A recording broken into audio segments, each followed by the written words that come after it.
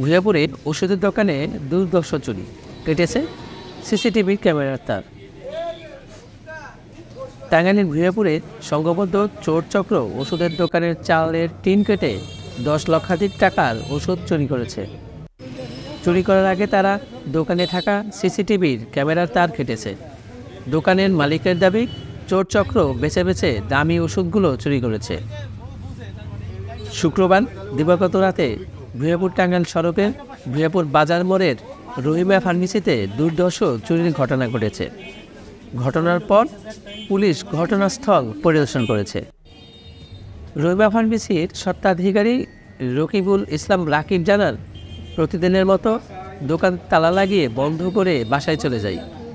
শনিবার সকাল 9টার দিকে দোকানে গিয়ে তালা খুলে ভিতরে প্রবেশ করে দেখি টিনের চাল কাটা। রাতে বৃষ্টির পানি কাটা টিনের চাল দিয়ে ভিতরে প্রবেশ করেছে। এতে নিচে থাকা ওষুধ ভিজে নষ্ট হয়ে গেছে। পরে দোকানের ভিতরে রাখা ফ্রিজ খোলা দেখি ফ্রিজে সব দামি ওষুধ সব নিয়ে গেছে। এছাড়া সারা দোকান খুঁজে দামি দামি ওষুধ চুরি করেছে তারা। 2 ধাপে টিনের চাল দেওয়া ছিল দোকানের উপর। তারপরও টিনের চাল কেটে এবং টিন খুলে দোকানের ভিতর প্রবেশ করে দামি ওষুধ চুরি করেছে। এই ঘটনায় থানায় লিখিত অভিযোগ দেওয়া হয়েছে। ভূয়াপুর বাজার বণিক সমিতির সাধারণ সম্পাদক আরিফুল হক আরজু বলেন, আমাদের নৈশপ্রহরী পর্যাপ্ত পরিমাণ আছে। তারা সকাল রাত্রি 10টার থেকে সকাল 6টা পর্যন্ত তারা ডিউটি করে।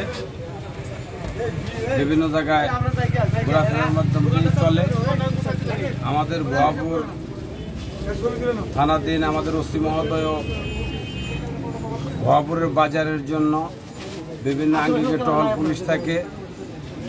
আর বিশেষ করে কালকে বৃষ্টির কারণে এই ঘটনাটা ঘটছে বলে আমি মনে করি।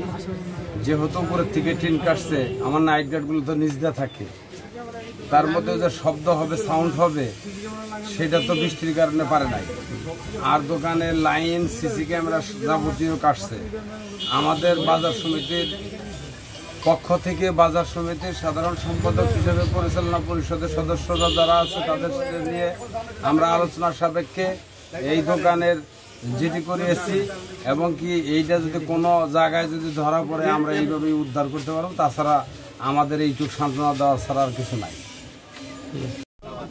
আর ভূয়াপুর থানার উপপরিদর্শক এসআই আরফান আলী জানান, ঘটনাস্থল পরিদর্শন করা হয়েছে।